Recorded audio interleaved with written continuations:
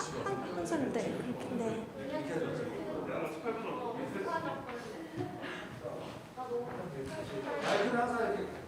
네.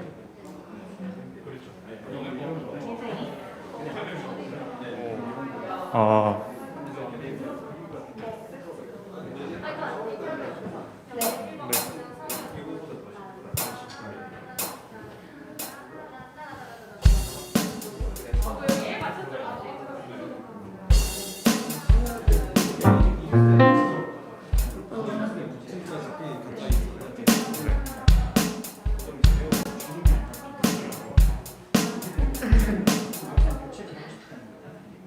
해볼까요?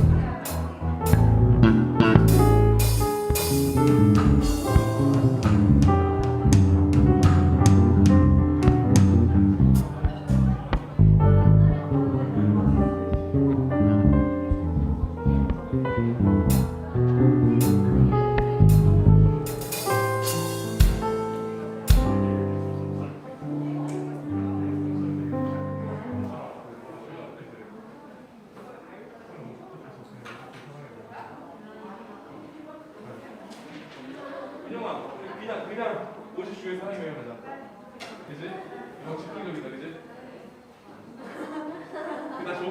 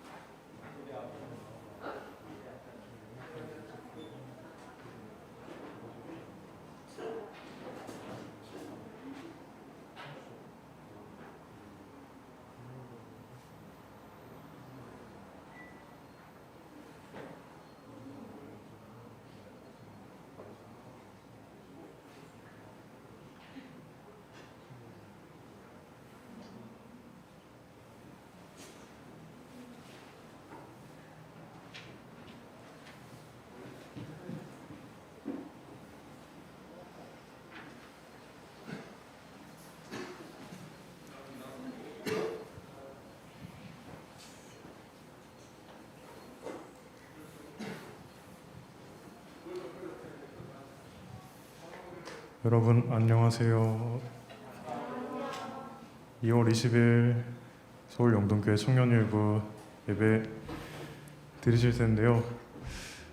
제가 깜짝 놀랄 만한 소식을 하나 들었는데 벌써 내일이 개강이신 분이 있으시다고 하시고 시간이 정말 빠르다는 걸 느낍니다. 벌써 가족모임 첫 번째 가족모임 한 지가 엊그제 같은데 벌써 설날도 지나고 수련회도 지나고 벌써 봄이 찾아오고 2022년에 6분의 1이 지나가고 있다는 이 사실이 너무나도 은혜롭습니다. 그렇죠?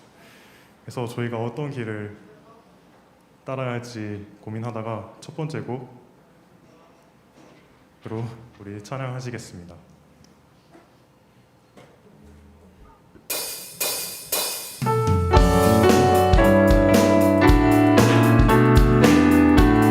옳은 길 따르라 의의 길을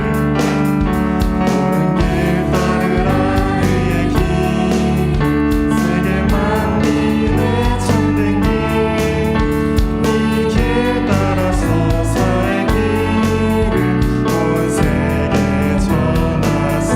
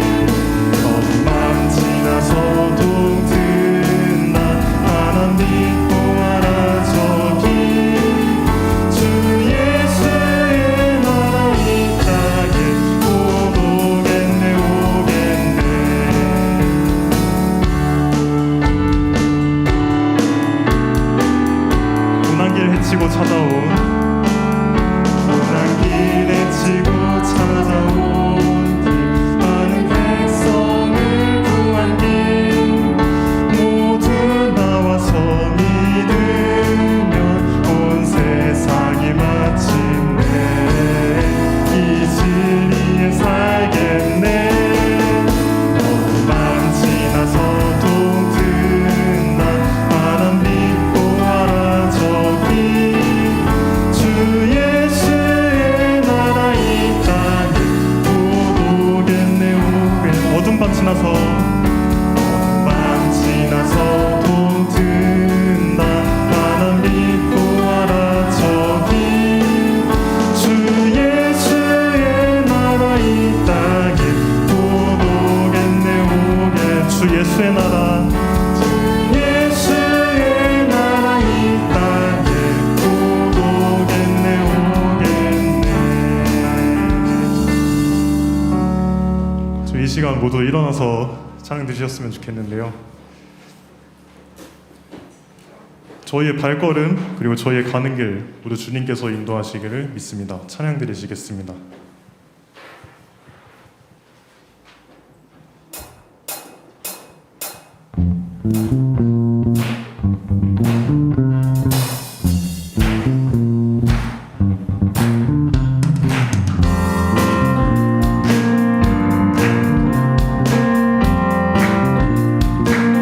어둠 나의 삶에 어둠 나의 삶에 빛으로 오신 주 예수 찬양 받으심에 늘 합당하신 주 찬양. 어둠 나의 삶에 어둠 나의 삶에 빛으로 오신 주 예수 찬양 받으심에 늘 합당하신 주 찬양. 주의 그늘 아래 주의 그늘 아래 날 쉬게 하시니 내 영혼 만족함 없는 찬양의 주께 찬양하세. 찬양하세 선하신 주님 나의 맘에 참 평화 주시네. 나의 영혼을 새롭게 하는 주를 노래하며 나가리라. 나의 발걸음 주의 선하신 길로 오늘도 인도하소서. 나의 가는 길 주의 밝은 빛으로 언제나 비춰주소서.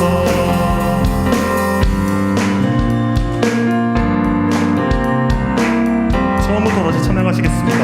어둠 나의 삶에 어둠 나의 삶에 빛으로 오신 주 예수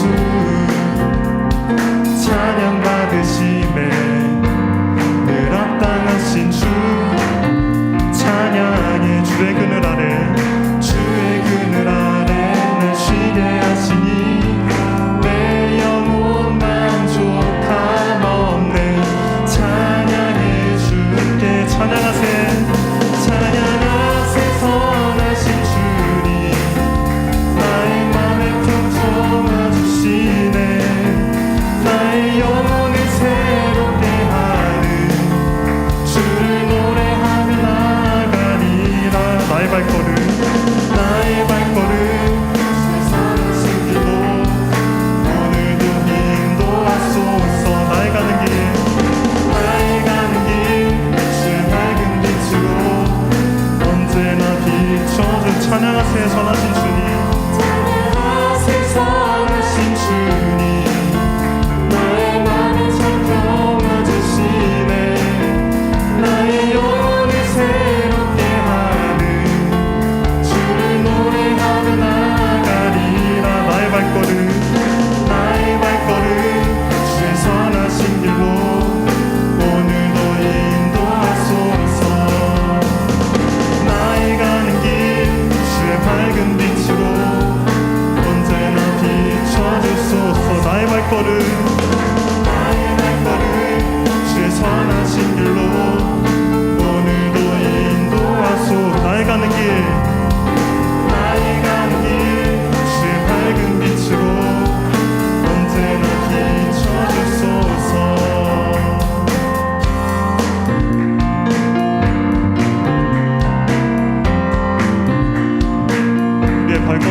역사하시는 하나님께 영광의 박수 올리시겠습니다.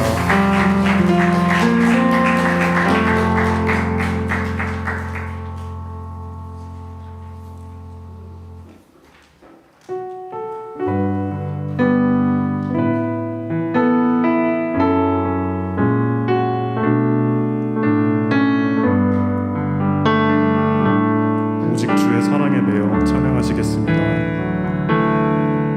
오직 주의 사랑에 매여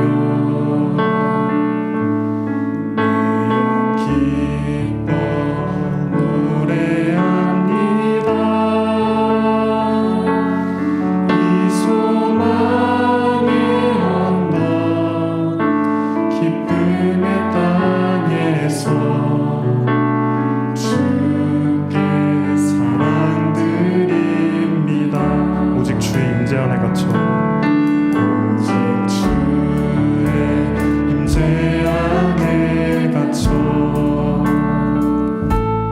매여 기뻐 찬양합니다. 이 소명의 언덕 거룩한 땅에서 주께 경배드립니다. 주께서 주신 모든 은혜 주께서 주신 모든 은혜 나는 말할 수 없네. 내 영혼 즐거이 주 따르렵니다. 주께 내 삶 드립니다. 오직 주의 사랑에 매여 오직 주의 사랑에 매여 기뻐 노래합니다. 이 소망의 언덕 기쁨의 땅에서 주께 사랑드립니다. 오직 주의 임재 안에 갇혀 오직 주의 임재 안에 갇혀 매여 기뻐 찬양합니다. 이 소명의 언덕 거룩한 땅에서 주께 경배드립니다. 주께서 주신 모든 은혜 나는 말할 수 없네. 내 영혼 즐거이 주 따르렵니다. 주께 내 삶 드립니다. 주께서 주신 모든 은혜 주께서 주신 모든 은혜 나는 말할 수 없네. 내 영혼 즐거이 주 따르렵니다.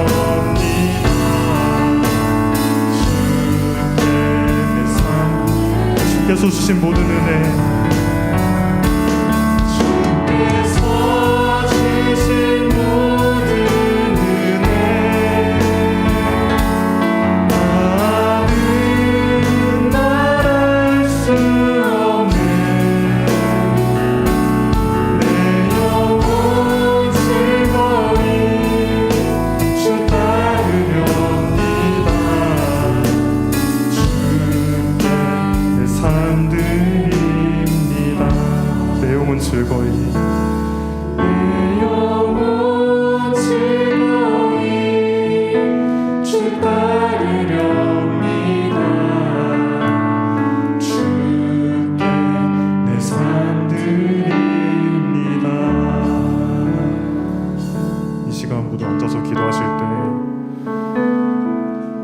지금까지 살아온 것이 모두 은혜임을 믿습니다. 주님이 주신 은혜를 생각하며 언제나 주님만 따르게 이끌어 달라고 이 시간 또 그리고 또 우리 예배를 위해서 기도하시겠습니다. 기도하시겠습니다.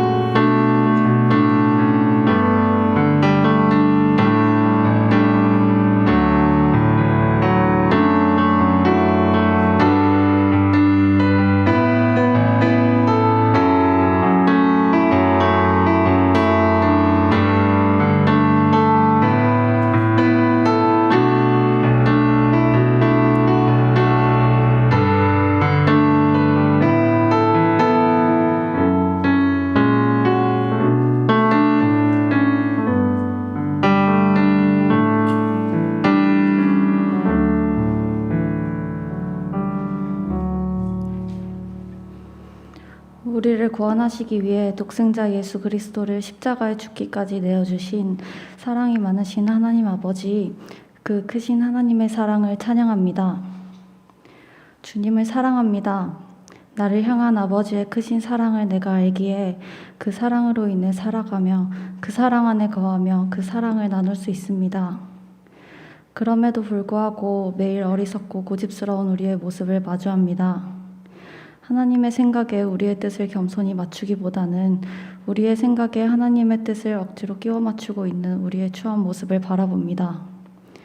말씀의 거울 앞에 비친 우리의 모습은 여전히 거듭남을 누리지 못하고 살아가는 알고도 행하지 않는 죄인임을 시인합니다.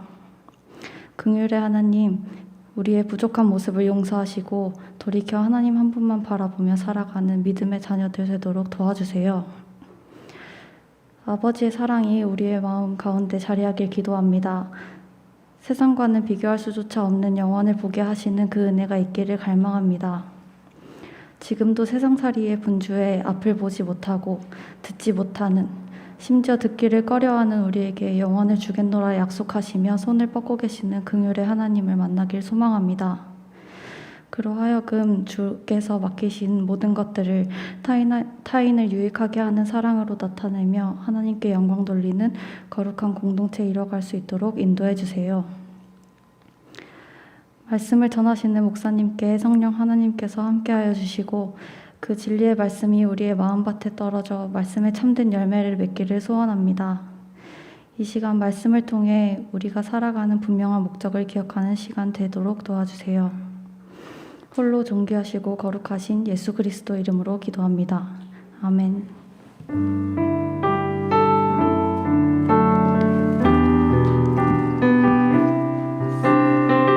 다 함께 찬양하며 나가기 원합니다. 오늘 이 자리에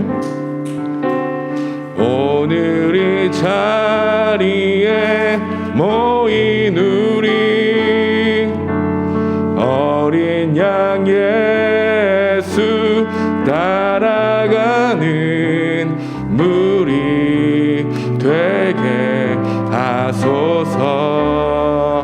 성령의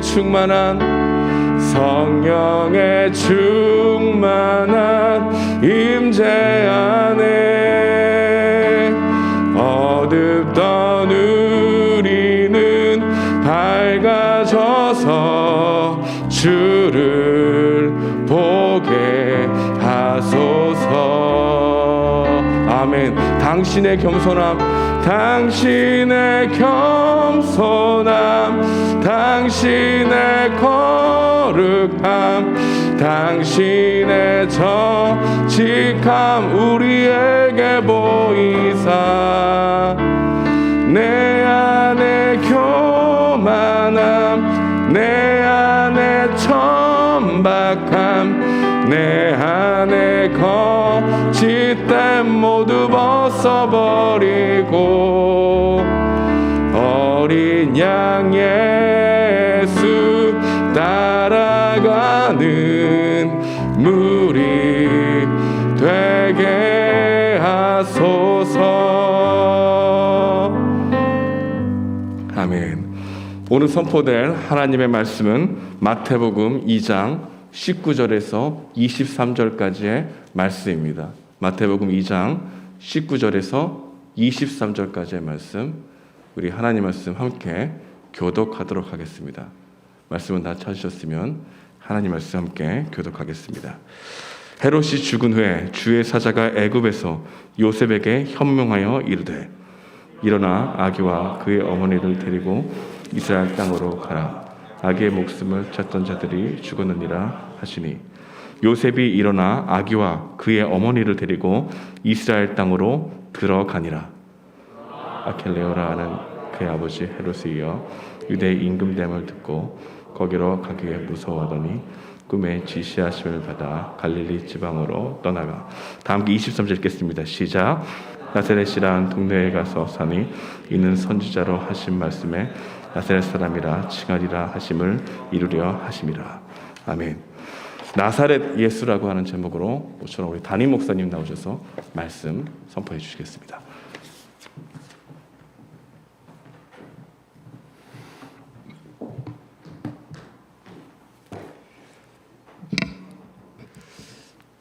오늘 코로나 상황이 심한데도 많이 나오셨네요. 반갑습니다. 좀 자주 여러분을 좀 만나고 싶은데 작년은 한 번도 이렇게 만나지 못한 것 같은데 이렇게 시간을 내게 돼서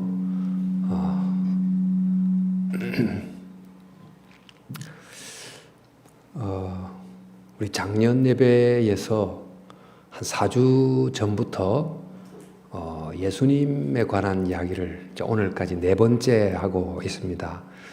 여러분 유튜브를 통해서 제가 한 설교를 좀 따라 팔로우도 할 수 있겠습니다만 최근 관심은 그 예수님을 잘 믿는다는 것은 예수님이 누군지를 제대로 아는 것에서 기초해야 되는데 우리의 예수님에 대한 이해가 아주 조각난 몇 가지 이야기 정도지 예수님을 성경이 말하는 그 모습으로 제대로 알고 있나 이런 질문이 본인에게도 제가 들기도 해서 이번 한 여러 주를 온 성도들이 예수님을 풀 스토리로 좀 만나게 해보자 그런 생각을 가지고 오늘 4번째 성도들과 함께 말씀을 나누는데 그중에 오늘 4번째 이야기를 조금 많이 좀 줄여서 하겠습니다.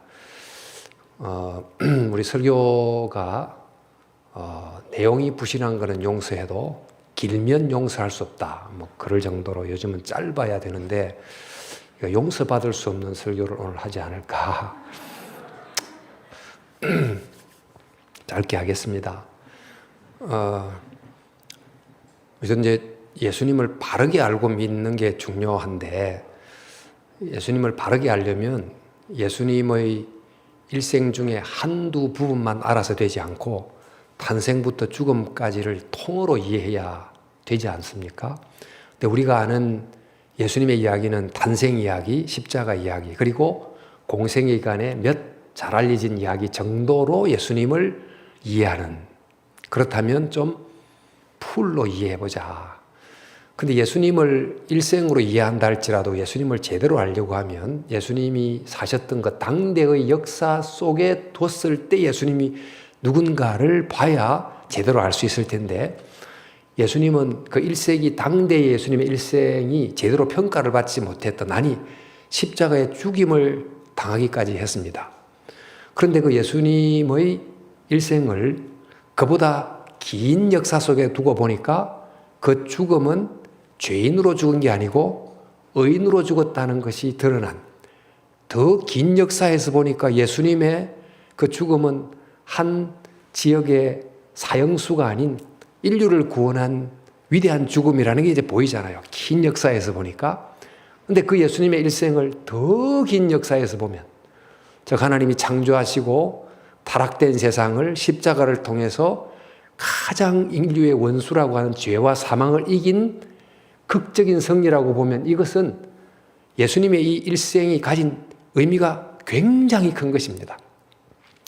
사실 이 예수님은 알면 알수록 그분의 존재감이 너무 크기 때문에 우리가 알고 싶어하는 여러 인물들이 있지만 예수님만큼 잘 연구하고 또 붙들어야 될 분이 없습니다. 그래서 예수님에 대한 이런 역사적 이해가 필요하고 또 이 예수님이 그 하나님의 구원 속에서 어떤 분인지를 아는 이런 신학적 이해가 필요하고, 그 다음에 나아가서 그 예수님이 나와 무슨 관계가 있는가를 묻는 실존적 이해가 필요해요. 이제 그런 삼중 이해를 통해서 예수님을 이제 알아갑니다. 그래서 예수님에 대해서 know about, 그분에 관해서 지적으로 알지만 know him, 퍼스널하게 아는, 이런 이제 알미, 우리가 예수님을 안다고 하는 의미인데, 제가 오늘은 예수님의 그 유년기 또 성장기 이 부분을 좀 압축해서 말씀을 이야기를 하겠습니다. 그 예수님은 나사렛에서 거의 대부분을 사셨고, 또 나사렛 사람이라고 불리셨고, 십자가에 못 박히실 때 그 위에 폐에 나사렛 사람 유대인의 왕, 이렇게 기록이 됐어요. 그러니까 예수님과 나사렛은 뗄 수 없는 관계가 됐습니다. 자, 그러면 어떻게 해서 나사렛에서 그 긴 시간을 보냈나? 그곳에서 뭘 하면서 지냈나? 이게 이제 일단 우리의 질문. 그러면 나사렛 사람이라면 그 나사렛 사람으로 사셨던 것이 가지는 어떤 보다 깊은 영적인 의미가 있는가? 그 나사렛 사람으로 살았다는 것이 예수가 누군지를 알게 해주는 뭔가 의미가 있는가? 이게 신학적 질문. 그렇다면 그분은 지금 나에게 어떤 존재인가를 묻는 실존적 질문, 세 가지 질문을 좀 차례차례 이야기해 보려고 합니다. 자, 여러분, 예수님 베들레헴에서 태어나셨죠? 근데 원래 이 예수님의 어머니 마리아가 사셨던 곳이 어딜까요? 나사렛입니다. 나사렛에 천사가 찾아갑니다. 그래서 너가 잉태하여 아들을 낳을 것이니 이름을 예수라 하라. 그가 큰 자가 되며 지극히 높으시니 아들이 되리라. 이런 예언을 듣고 아기가 잉태됩니다. 근데 이 예언 속에 나타난 그 의미는 지금 마리아가 아기를 잉태하는데 그 아기는 다윗의 왕위를 이은, 그 유대 사회에서 그 다윗이라고 하는 것은 과거의 그 다윗의 영광을 되찾아줄 제2의 진짜 다윗의 후손을 기대하는 일종의 메시아를 대체하는 호칭이었어요. 그러니까 그 메시아가 오게 된다, 이런 천사의 예고를 들었는데, 여러분 이 천사의 이야기를 들었던 마리아가 어떻게 반응을 했을까? 여러분이 만약 그 마리아의 입장이었다면 어떻게 그 천사의 말에 반응을 했을까요? 그러니까 당연히 이제 의문, 나는 남자를 알지 못하는데 어떻게, 이 의문이 들었고, 그 하나님은 능하지 못하심이 없느니라, 천사의 말을 듣고 그 의문은 해소가 됐는데, 그 다음에 이제 마리아가 아기를 잉태하게 될 때 가질 수 있는 위험에 대한 두려움이 생길 수밖에 없죠. 그 당시는 굉장히 엄했어요. 그러니까 이 정혼 중입니다. 지금 약혼 중인데 임신을 하게 됐다. 그러면 이것을 공개로 알리면 그 유대법에 따라서는 돌에 맞아 죽습니다. 또 적어도 약혼자 파혼하게 되겠죠. 또 그 당시는 이 가문에 굉장히 불명예라고 생각해서 가문으로부터 이렇게 쫓겨나겠죠. 아니 이제 아기를 낳아서 키운다고 합시다. 그런데 이 아기가 누구의 아기요? 그러면 성령으로 잉태됐어. 이러면 조금 이렇게 머리가 이상하구나 하고 그런 여자로 취급을 받게 되지 않겠어요?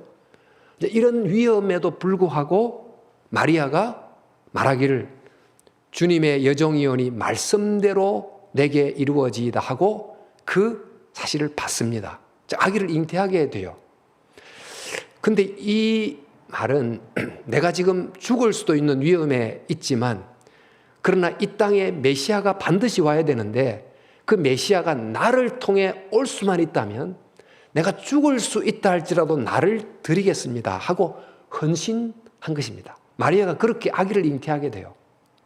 근데 그때 마리아 나이가 12세, 13세, 14세 이 정도 생각합니다. 유대는 그때 이제 결혼을 하는 나이였는데, 그러니까 마리아가 그저 시골에서 조용히 사는 그런 시골 아가씨가 아닌, 그 당시에 그 로마 치하에 있는 민족 현실에 대하여 굉장히 가슴 아프게 생각하고, 또 어떻게든지 이 세상에 변화가 와야 된다고 생각하는 역사의식에 충만한 의식을 가진, 역사의식을 가진 어떤 처녀였다는 것을 알 수가 있습니다. 근데 이제 그렇게 아기를 잉태하고는 마리아가 노래를 부르는데 그 유명한 노래가 마그니피카트라는 노래를 불러요. 내 영혼이 주님을 찬양하며 라고 시작되는 이 찬양인데, 이게 이제 라틴 말로 마그니피카트 이렇게 시작이 돼서 그렇게 알려진 이 노래인데, 여러분 이 마리아의 노래는 제가 이제 성경을 읽었다고 좀 전제하고 좀 따라갑니다. 보십시오. 근데 그 노래의 내용이 메시아가 탄생했을 때 이루어질 이후의 놀라운 변화, 교만한 자, 억압하는 자를 하나님이 심판하신다는 내용이 그 노래 속에 담겨 있어요. 근데 이 노래는 마리아가 부른 노래이기도 하지만 과거에, 아주 이런 과거에 그 출애굽 이후에 홍해를 건너고 홍해 물에 애굽의 많은 군대들이 수장당하고 난 다음에 그 모세의 누이 이름이 뭐죠?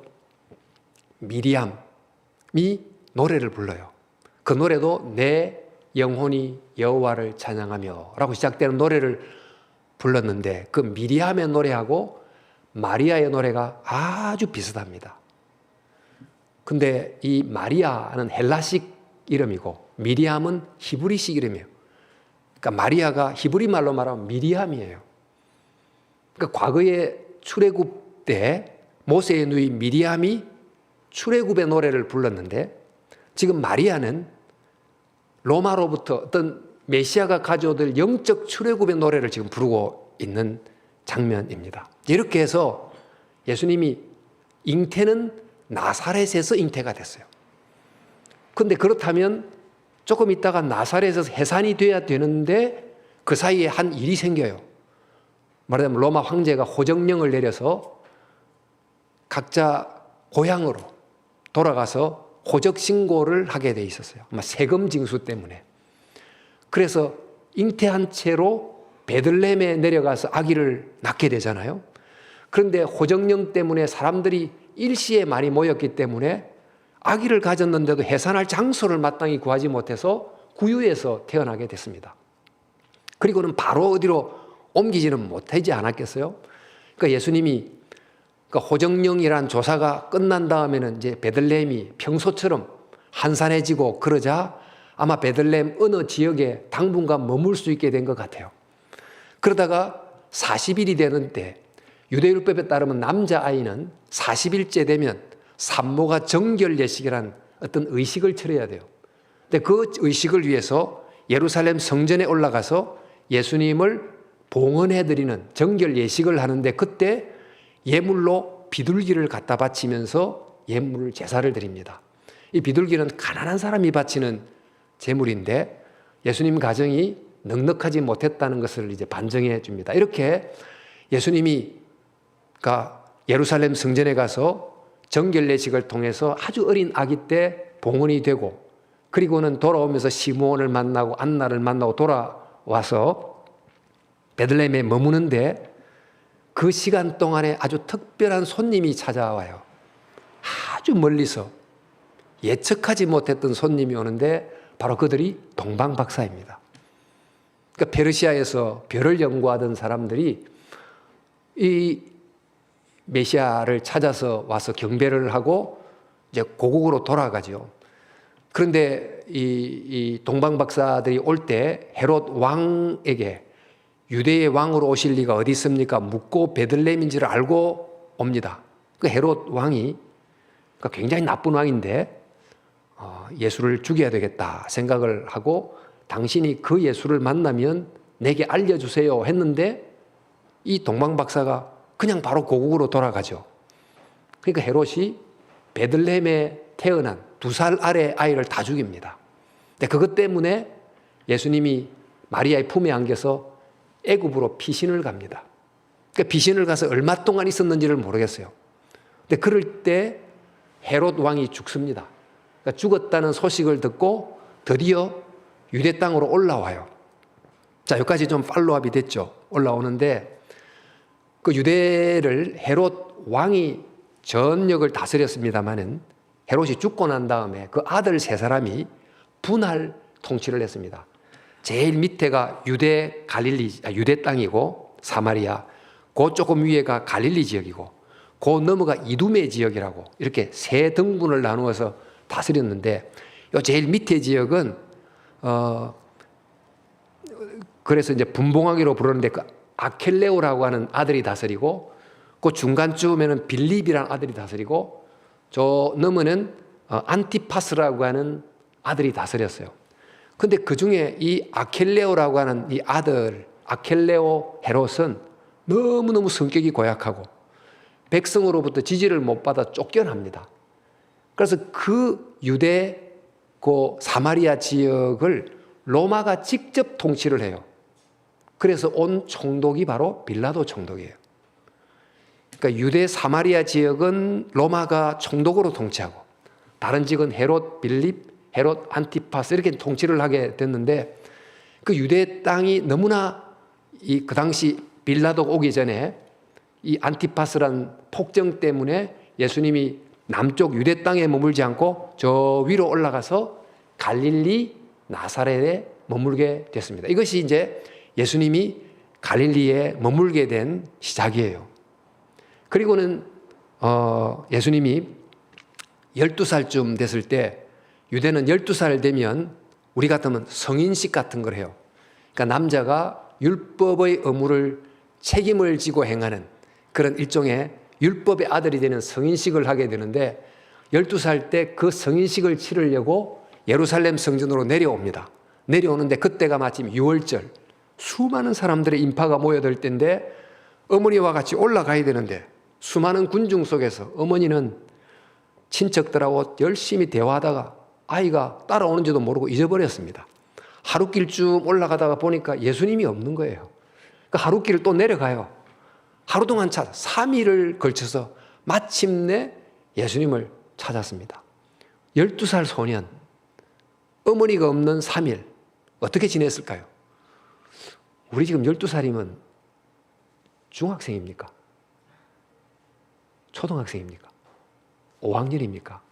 하여튼 그때에 어머니가 없었다고 막 울고불고 할 것 같은데 소년 예수는 성전에 앉아서 그 랍비들과 율법을 논하고 있었고 랍비들이 예수님의 질문을 듣고 대답을 듣고 너무너무 놀라는 그런 일이 일어났어요. 그래서 드디어 이제 어머니가 예수님을 만나서 어떻게 너 여기 있었니? 이제 그러니까 예수님이 어머니에게 하는 말 어찌하여 나를 찾으셨나이까? 내가 내 아버지 집에 있어야 될 줄 알지 못하였나이까? 이랬어요. 참 특별한 대답이죠. 어떻게 해서 나를 찾으십니까? 나는 당연히 있어야 할 곳에 있다는 거예요. 있어야 할 곳이 어디입니까? 지금 요셉 아버지 집에 있어야 되는데 하나님 아버지 집 성전이 내가 있어야 될 곳입니다라고 이야기를 한 거예요. 그러니까 예수님이 언제부터 자신이 메시아라는 자의식을 갖게 됐을까요? 아주 어릴 때 그런 생각이 있지는 않았을 거 아니에요? 근데 이 12살 때 이런 말을 들어보면 이전에 내가 누구인지를 생각하고 또 뭘 위해서 내가 있는지를 깨닫는 이 메시아의 자의식을 이때 가졌던 것 같아요. 자, 이렇게 해서 예수님이 나사렛으로 돌아가셔서 30세까지 아마 약 30세라고 봅니다. 정확하지는 않고 그때까지 지내시는데 뭘 하며 지냈을까요? 아버지가 직업이 목수였습니다. 근데 요즘 같은 이 나무만 하는 게 아니고 그 당시 집은 주로 돌로 짓는 집이에요. 그러니까 나무도 하지만 돌을 다듬는 일종의 육체 노동자예요.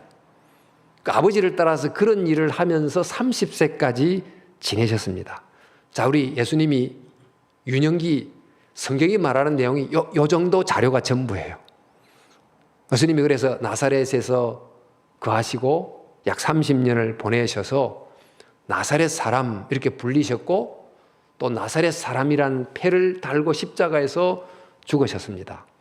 자, 우리가 예수님의 나사렛 사람이라고 불렸던 이 일을 역사적으로 보고 그래서 뭐 나사렛에서 사셨구나 이렇게도 넘어갈 수 있지만 예수님이 역사 속에 그렇게 사셨다는 이 역사적 사실이 예수님이 누군지를 알려주는 더 깊은 뭔가가 없을까? 이런 질문을 해볼 수가 있는 거죠. 왜 예수님이 그 많은 지역 중에 하필 나사렛 지역 사람이라고 계속 불리면서 사셨나?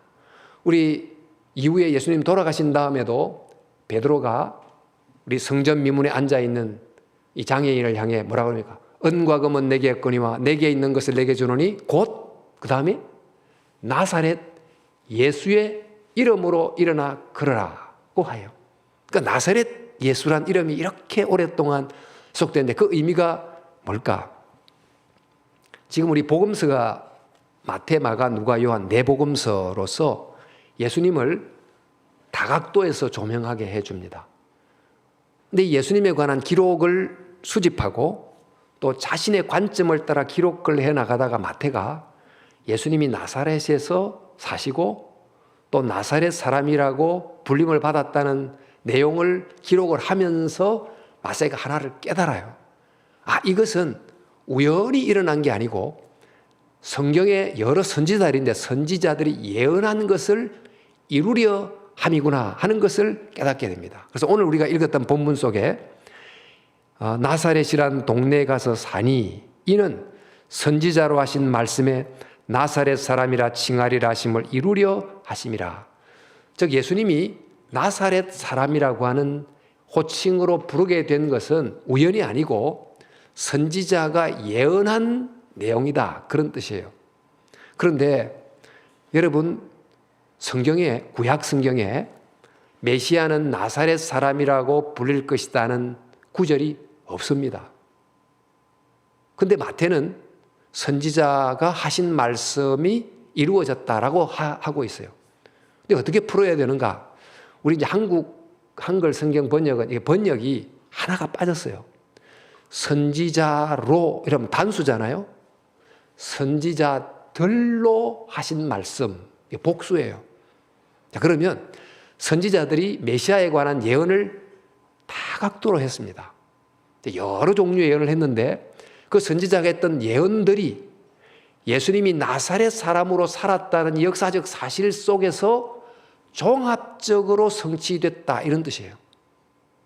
여러분, 예수님에 대한, 메시아에 대한 예언들은 살펴보면 굉장히 많은데 그 중에는 하나님의 영광을 입고 구름을 타고 오신다. 이 하나님의 구름이란 말은 하나님의 임재를 뜻하는 것입니다. 그런 놀라운 모습으로 오신다, 그런 예언이 있는가 하면 또 어떤 메시아에 대한 예언은 그분은 고난받는 종으로 온다, 이런 예언도 있고, 어떤 예언은 다윗의 후손으로 온다 그러고, 어떤 예언은 성전을 보수하는 자로 온다 그러고, 이 예언들이 각각 다양하다 보니까 또 어떤 예언들은 서로가 왕으로 온다, 종으로 온다, 서로 모순되는 예언도 존재해요. 이런 다양한 또 그리고 모순된 예언들이 어떻게 한 역사 속에 살았던 인물 속에 그대로 적용이 되는가? 이것은 굉장히 쉬운 게 아닙니다.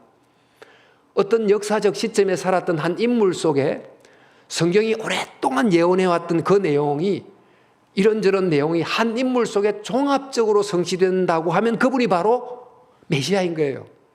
근데 마태가 보니까 바로 그런 예언의 성취를 이루신 분이 나사렛 예수라고 하는 것입니다. 자, 여러분, 지금 우리가 이제 좋은 대통령을 좀 뽑고자 후보 선거를 앞두고 대통령 선거를 앞두고 있는데 모든 백성들이 원하는 후보가 어떤 후보입니까? 정말 도덕적이기도 하고 유능하기도 한, 더 정말 냉철하면서도 따뜻한, 그리고 먼 미래를 보는 비전이 있으면서도 현재의 상황을 잘 분석하기도 하는 이런 다양한 도덕적 또 경제적, 정치적 이런 요소를 자기 한 몸속에 다 골고루 갖춘 누군가를 기대하잖아요. 그런 사람이 나타나기를 기대하는데 그런 다양한 요소를 자기 한 속에 다 갖춘 사람 찾기가 쉽습니까? 지금은 도저히 그런 거를 볼 수가 없는 그런 상황이라서 누가 서로 그런 모습에서 더 멀리 있는가를 경쟁하는 듯한 막 그런 이상한 후보가 되고 있는데, 하여튼 메시아에 관한 이런 다양한 또 모순되는 이런 주장들이 나사렛 사람 예수님 속에서 이루어지게 됐다. 그래서 바로 이 나사렛에서 살았던 역사적 한 인물을 보면서 단순한 역사적 인물임을 넘어서 이 역사적 인물 속에 하나님이 말씀하셨던 바로 그분이 있다는 걸 보게 된 거예요. 자, 여러분, 그래서 이제 예수님이 나사렛 사람으로 불렸는데, 실제로 이 나사렛 사람이라는 이 말 속에 메시아가 누구인지를 보여주는 여러 뉘앙스가 있는데, 오늘 이제 포인트는 그 세 가지를 제가 말하려고 해요. 일단 나사렛 하면 지명 이름입니다. 갈릴리는 좀 큰 지역이고 그 안에 작은 동네예요. 몇 가구가 살았는지 모르겠습니다만은. 근데 이제 그 당시 예수라고 한 이름이 많았다고 그래요. 그러니까 예수 그러면 어디 출신? 그러니까 나사렛 출신 예수. 이렇게 이제 부르기 위해서 나사렛 예수 이렇게 불렀습니다.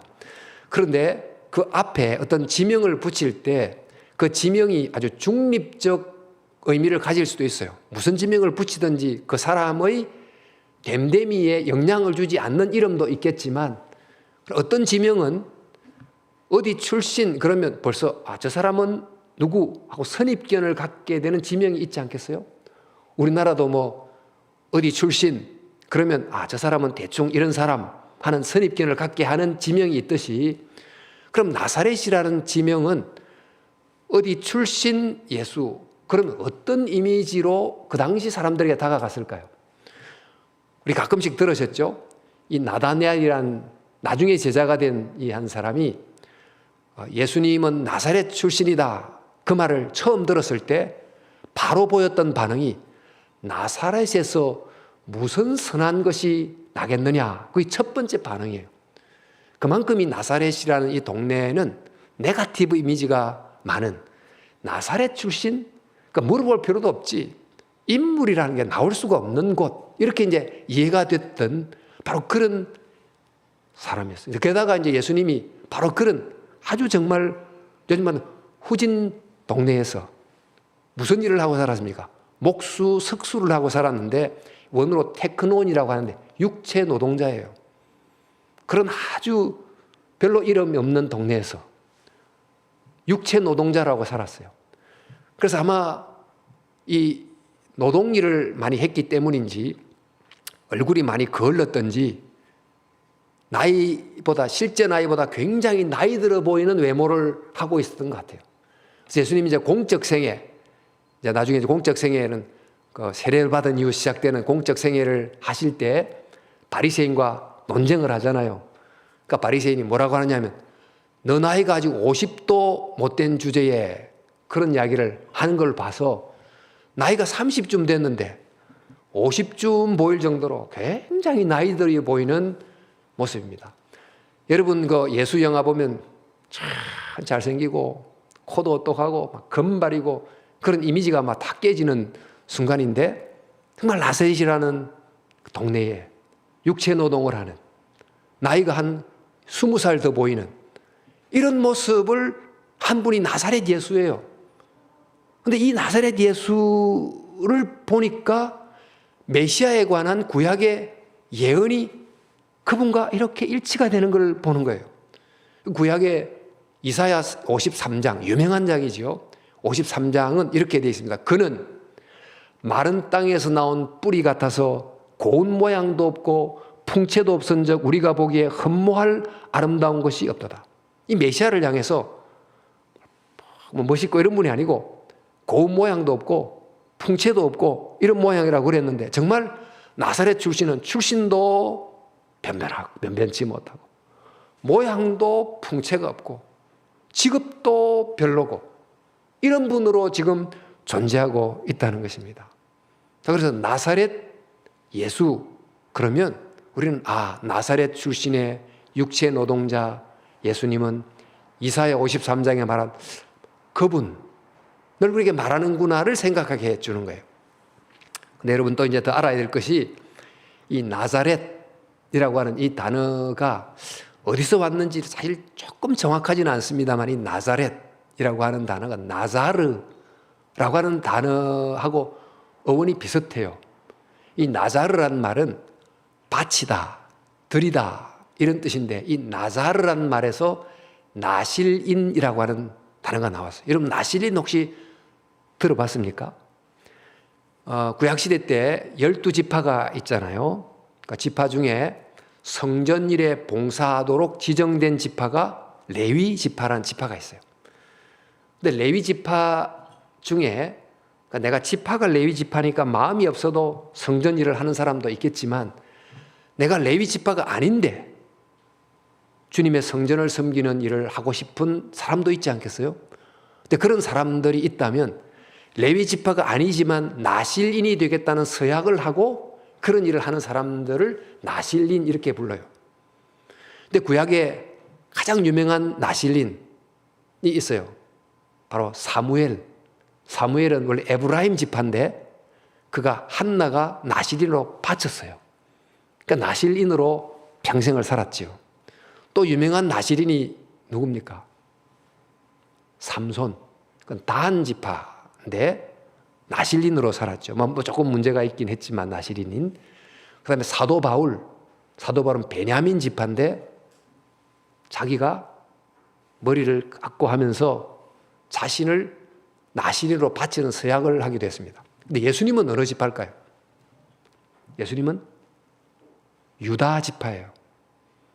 그러니까 유다 지파 가운데 다윗 왕이 났기 때문에 다윗이 후손이기도 한데 그 예수님은 자신을 그러니까 하나님의 집을 세우는 나실인으로 바친 분이에요.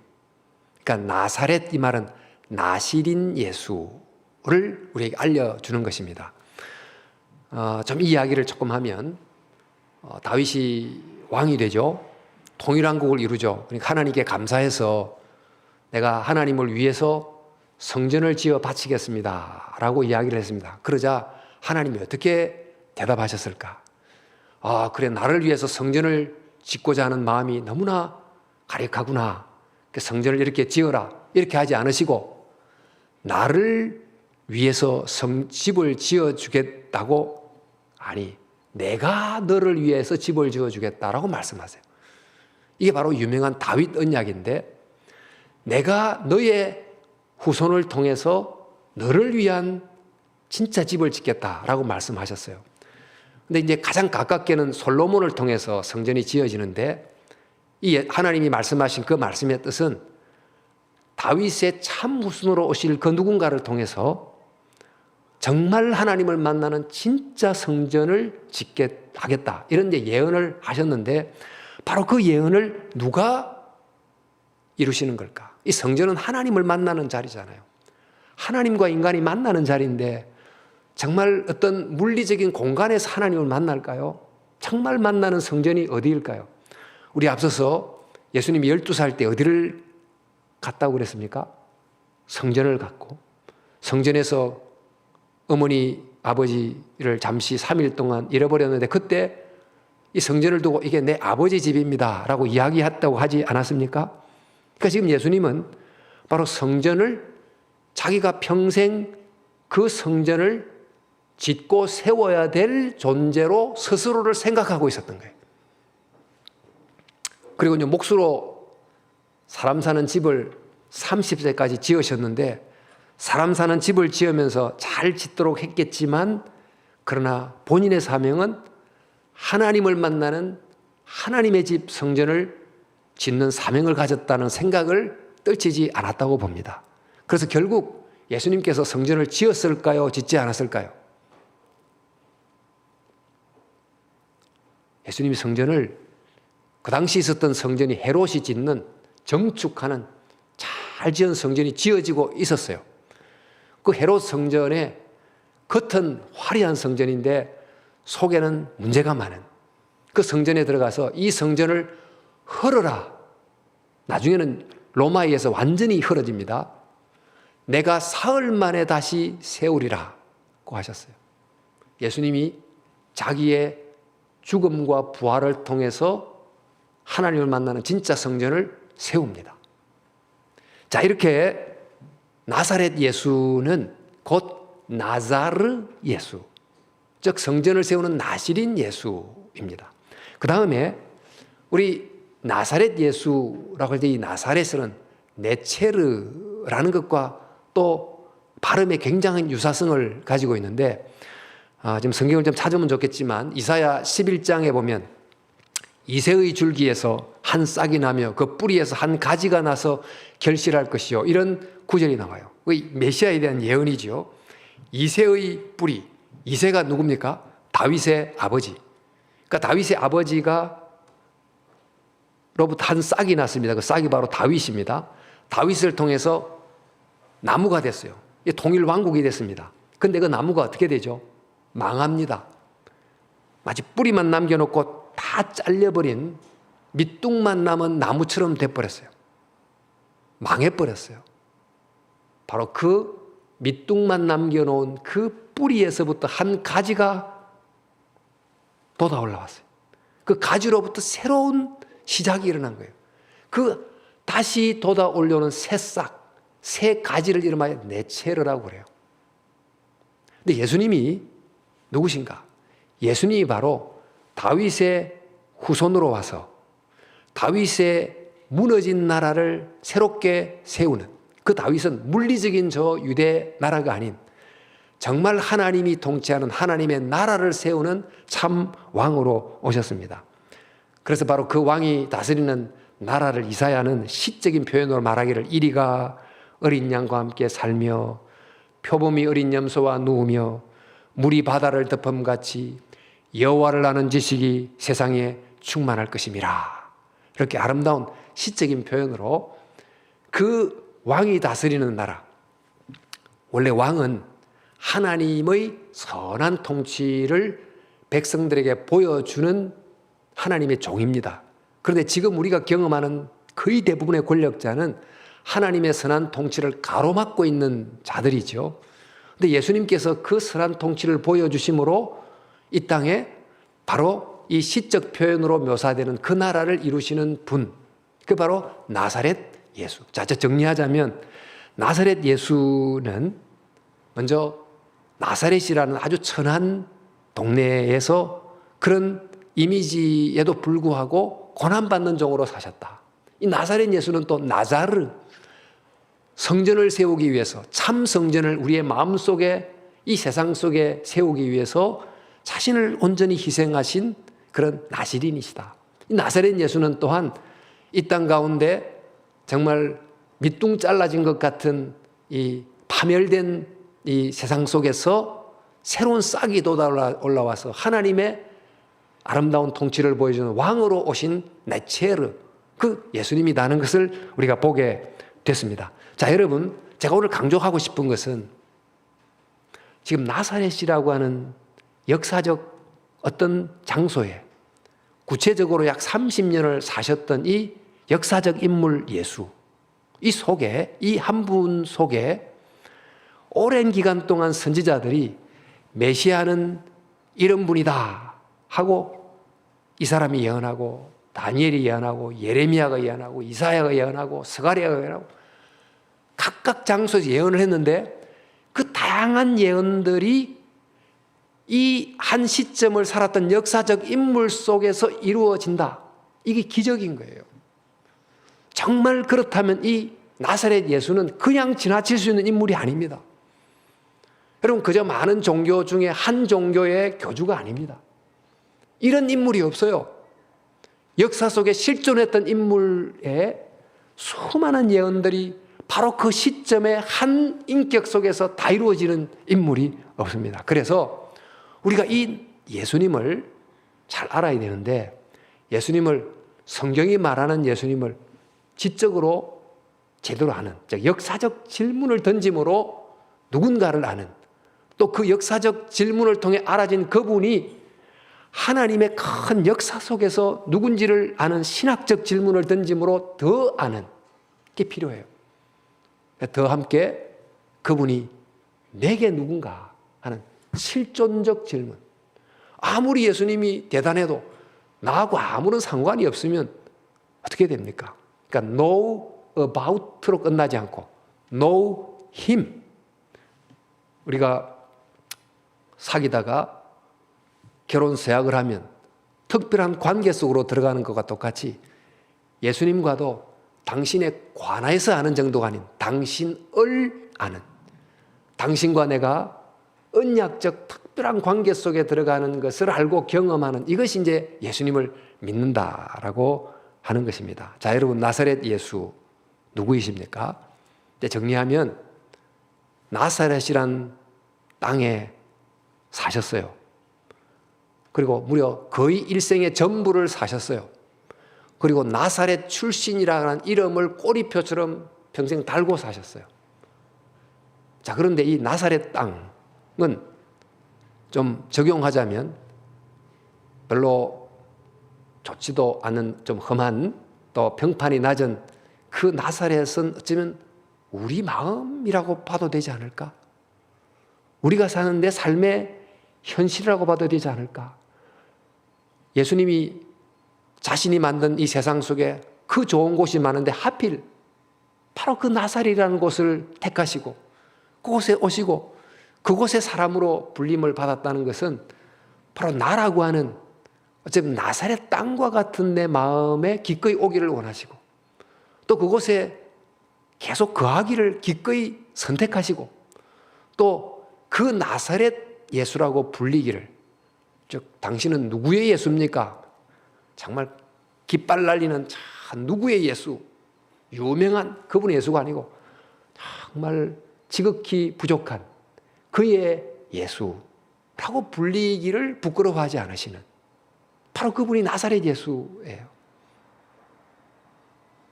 그리고 그 예수님은 성전을 세우려고 오신 분이신데 사실 우리의 마음이 성전이 되어야 되고 이 세상이 성전이 되어야 되지만 내 안의 성전도 무너지고 내 밖의 성전도 무너졌을 때 내게 오셔서 내 안에 무너진 성전을 보수하고 우리 바깥에 무너진 이 하나님이 도대체 어디 거하는지 찾아볼 수도 없는, 눈 닦고 봐도 정치, 경제, 사회 하기 어려운, 말하자면 모두가 지극히 세속화돼 버린 세상 속에 성전을 세우러 오신 분, 그분이 바로 나사렛 예수이시라는 것입니다.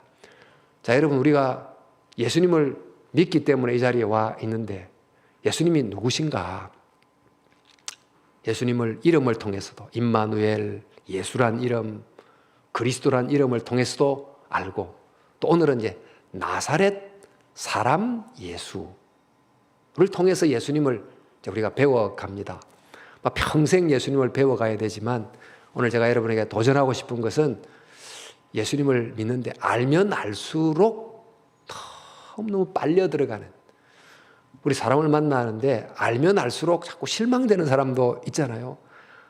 근데 알면 알수록 너무너무 대단해서 더 알고 싶은 분, 정말 사람 중에는 그렇게 많지 않을 것 같습니다만 바로 예수님이야말로 정말 그런 분이시다. 여러분, 우리가 예수님을 더 알려고 하는, 그냥 수동적으로 와서 예배를 드리지 말고 바로 그분을 알려고 하는 능동적 마음을 가지고 예배를 드리고 말씀을 들어서 개인적으로 인격적으로 알게 되면 그 예수님을 아는 그 알미, 세상의 그 유명한 그 누구를 아는 것과 비교할 수 없는 놀라운 은혜를 우리에게 줄 줄로 믿습니다. 여러분, 세상이 참 여러 가지 복잡한데 바로 그럴수록 가장 중요한 한 분을 바르게 알자, 이것을 중요한 목적으로 삼고 또 하는 일, 또 꿈꾸는 일이 많지만 예수님을 바르게 개인적으로 알고 동행하자, 이것을 우리의 삶의 아주 목표로 삼고 꾸준히 정진하면 예수님을 제대로 알면 그 알미 여러분을 반드시 바꿀 겁니다. 위대한 사람과 평범한 사람과 한 달 지내도, 그런데 아주 탁월한 사람과 일주일만 지내면 사고도 바뀌고 관점도 바뀌고 굉장한 변화가 온다 그래요. 그 심지어 여러분 빌 게이츠 점심 한 끼 먹는데 1억 내고 먹고 그런 거 아시죠? 잠시 한 시간 만나는 것 때문에 일어날 변화를 기대하고 만나는 거예요. 그 돈을 내고. 근데 예수님을 제대로 알고 동행한다면 어떤 놀라운 일이 우리에게 일어날까를 생각하면서 바로 그 예수님을 더 알자, 동행하자, 만나자. 그래서 예수님이 바꾸어내는 여러분의 얼굴, 여러분의 성품, 여러분의 비전, 여러분의 미래가 될 수 있기를 진심으로 축원합니다. 기도합시다.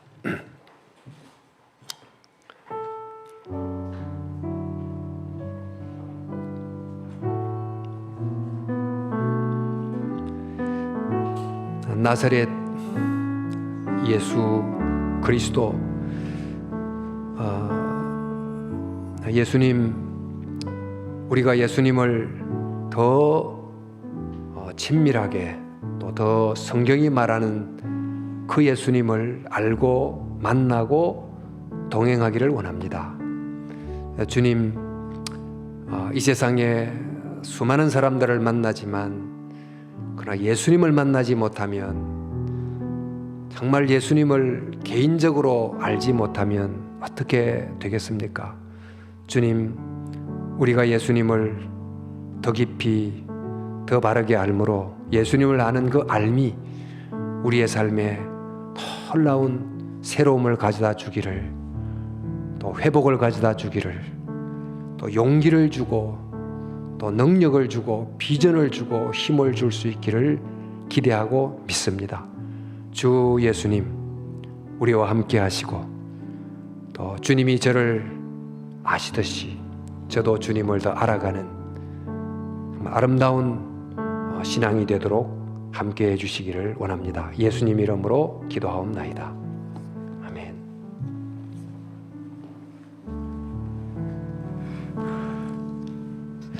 말씀을 기억하시면서 옳은 길 따르라 의의 길 찬양하고 황금기도 및 축도를 담임 목사님께서 해주시겠습니다. 마음을 다해 찬양하기 바랍니다. 옳은 길 따르라 의의 길. 옳은 길 따르라 의의 길을, 세계 만민의 참된 길, 이 길 따라서 살기를 온 세계에 전하세. 만 백성이나 갈 길,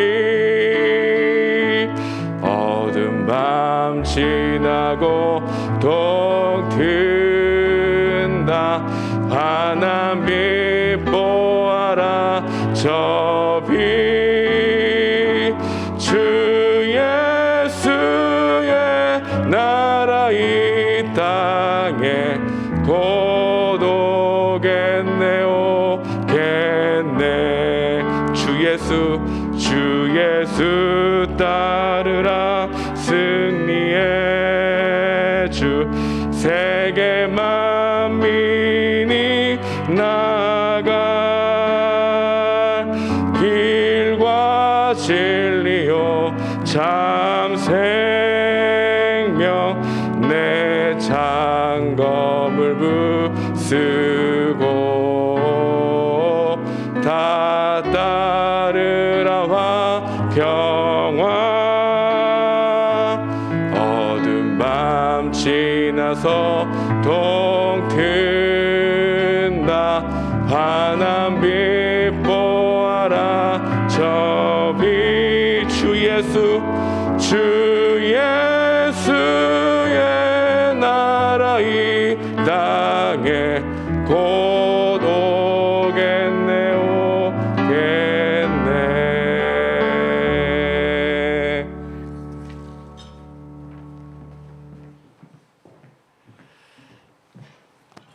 주님 앞에 마음을 담아 드린 헌금을 받으시옵소서. 이 헌금을 드린 것은 우리의 모든 것, 또 살아가는 모든 생명, 또 평범하게 보이지만 이 모든 것이 하나님께로부터 주어진 선물임을 알고 또 고백하는 믿음의 행동이오니 하나님 이런 우리의 믿음의 고백을 들으시고 우리의 모든 영역에 하나님이 더 큰 선물을 베풀어 주시고 또 우리 또한 우리가 사는 세상 속에 또 하나님을 위한 또 이웃을 향한 아름다운 선물이 되어 살아가게 해주시기를 원합니다. 하나님이 헌금이 주님의 손에 들려 꼭 필요한 곳에 귀하게 사용되게 해주시기를 또한 간절히 기도 올리옵나이다. 지금은 우리 주 예수 그리스도의 은혜와 하나님의 크신 사랑과 성령의 동행하심이 나사렛 예수 그리스도를 인격적으로 알고 또 주님을 믿고 늘 동행함으로 주님을 아는 삶을 통해서 우리의 삶에 미칠 놀라운 은혜를 고대하고 사모하는 우리 사랑하는 서울영동교회 청년 일부 모든 형제자매들 심령 위에 또 학업과 삶 위에 언제나 함께 하시기를 간절히 축원하옵나이다. 아멘.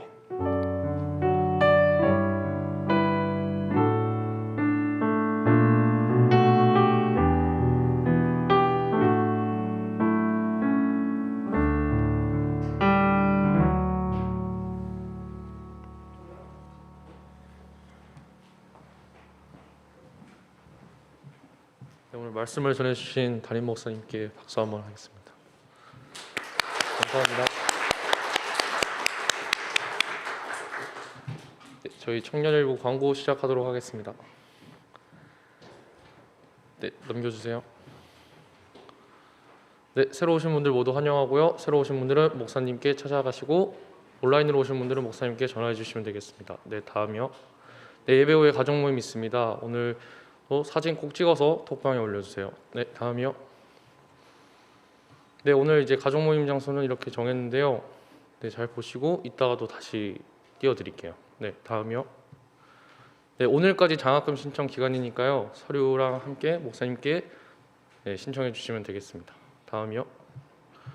네, 저희 이제 상반기 청년 양육 과정이 있는데요. 네, 다음 띄워주세요. 지금 보시면은 여기 보이시는 대로 5권의 책을 가지고 저희 이지열 목사님이랑 청년 2부의 김근수 목사님이랑 저희 청년 부부회의 박정민 목사님께서 이제 진행하시는데요. 네, 다음이요. 네, 첫 번째는 심플리 바이블 성경 개관 3월 8일 화요일 오후 9시에 이지열 목사님께서 진행하시고, 다음이요. 네, 팀킬러의 인생 질문이라는 책으로 또 목사님께서 하시고, 네, 다음이요. 네, 기도 시작반은 이제 청년 2부의 김근수 목사님께서 3월 11일 금요일 날 오후 9시에 진행하시고, 다음이요. 네, 교리 개론 상편은 이제 김근수 목사님께서 진행하시겠습니다. 다음이요.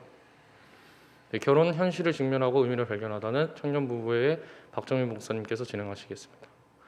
네, 자세한 내용은 저희가 또 카드 뉴스를 만들었기 때문에 그 카드 뉴스를 또 전달을 해드릴 거고, 제가 구글 폼을 통해서 또 신청을 받으니까요. 구글 폼 전달될 거니까 그걸로 신청해 주시면 되겠습니다. 네, 다음이요. 네, 저희 이제 새로 또 가족이 편성된 분들이 있는데, 네, 소개는 저희 가족장 조교님께서 해주시겠습니다. 네.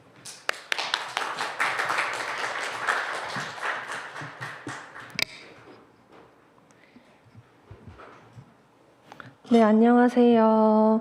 이번에 45기 신입생분들이랑 새 가족 분들이 새롭게 가족에 배치되어 가지고 발표를 하게 되었습니다.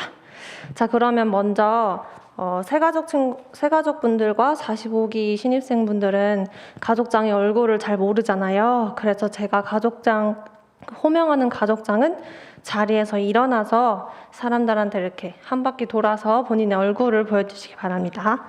네. PPT 넘겨주세요. 네, 먼저 김민주 가족장님. 네, 저기 있습니다. 김민주 가족장 가족에는 41기 정예신, 42기 최유빈 친구가 배치되었습니다. 앉아주세요. 네, 다음 정다운 가족장님. 네. 41기 신준혁, 41기 임지효 친구가 배정되었습니다. 다음 넘겨주세요. 박시은 가족장님. 안 계시나요? 그럼 혹시 부가족장님 계시나요? 네. 네. 그 45기 신재용, 44기 유찬이, 43기 이용준 친구는 여기 앞에 부가족장님한테 가시면 됩니다. 네.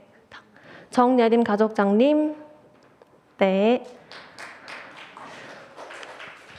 45기 박찬웅, 45기 권찬구, 39기 정현솔 친구는 저기 정예림 가족장에게 가시면 됩니다. 다음, 네. 지주영 가족장님. 네. 45기 이은재, 45기 오현아, 45기 박희준 친구는 지주영 가족장님에게 가시면 됩니다. 문경록 가족장님. 네. 45기 박지훈, 45기 김찬우 친구가 문경록 가족장님한테 가면 됩니다. 네, 최주훈 가족장님 대신에 부가족장인 이정훈, 네. 45기 최지연 친구는 이따가 이정훈 친구에게 가면 됩니다. 하석현 가족장님, 네. 45기 이유나, 45기 조서영, 45기 정어진 친구는 저기 하석현 가족장님한테 가시면 됩니다. 네, 마지막이 아니고 마지막 두 번째 최유한 가족장님, 네, 저기 뒤에 계시고요. 그 43기 배승현 친구와 이제 PPT에 나와 있지 않지만 41기 김성원 그리고 45기 안영진 친구는 최유진 가족장님한테 가시면 됩니다. 네, 다음 넘겨주세요. 네, 한 명 더 있는데 박정준 가족장님 일어나 주세요. 네, 박정준 가족장님은 그 40기 차권일 친구가 가주면 됩니다. 네, 이상으로 마치겠습니다.